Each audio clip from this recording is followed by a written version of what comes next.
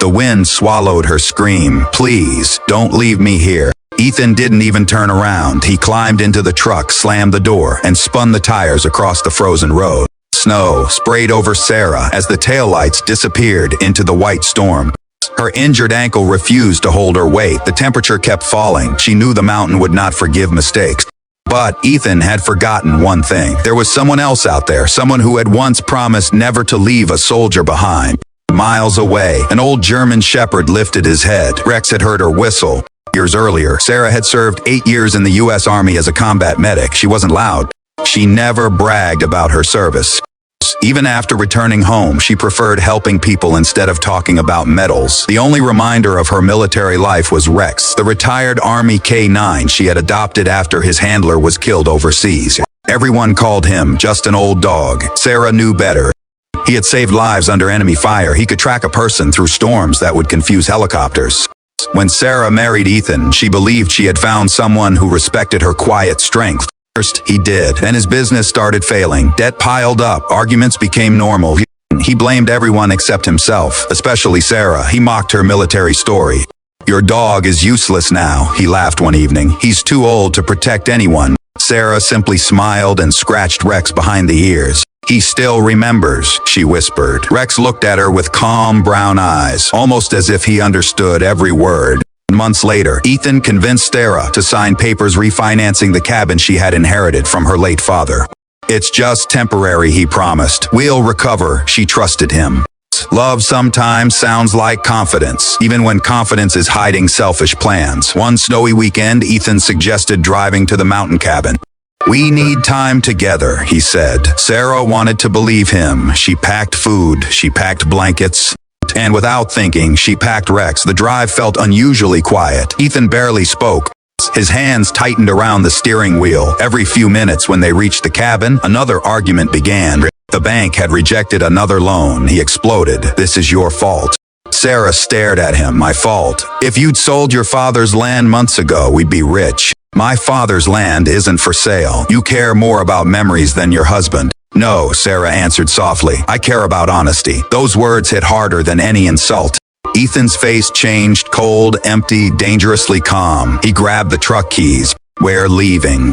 Snow was already covering the road. As Sarah followed him outside, she slipped on hidden ice. A sharp pain shot through her ankle. She collapsed. "Ethan," he looked down. She reached toward him. Instead of helping, he stepped backward.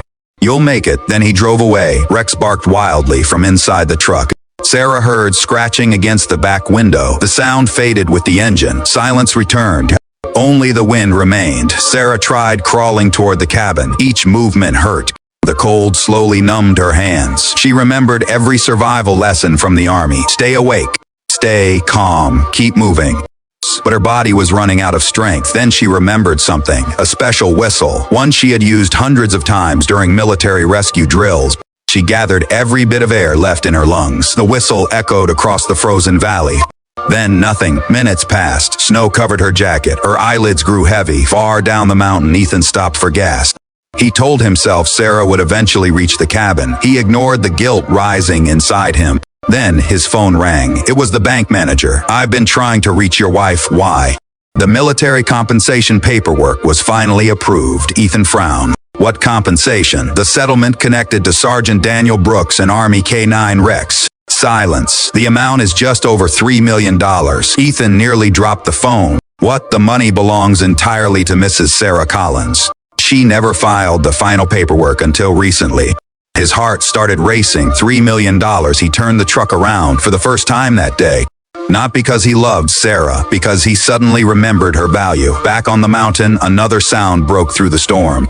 A bark, deep, powerful, closer every second. Sarah forced her eyes open. A familiar shape burst through the blowing snow. Rex. His fur was covered in ice. His breathing was heavy, but his eyes never left her. Somehow, he had escaped the truck. He nudged Sarah gently, then barked again. Not random barking, signal barking. Exactly as he had been trained years before. Snowmobile patrol several hundred yards away stopped. One rescuer raised his hand. "Did you hear that?" Another nodded. "That's a working K-9. They followed the sound. Minutes later, they found Sarah, barely conscious, wrapped beside Rex, who refused to move away from her body. One rescuer smiled with disbelief. "I know this dog." He knelt beside Rex. "No way." Sarah recognized him.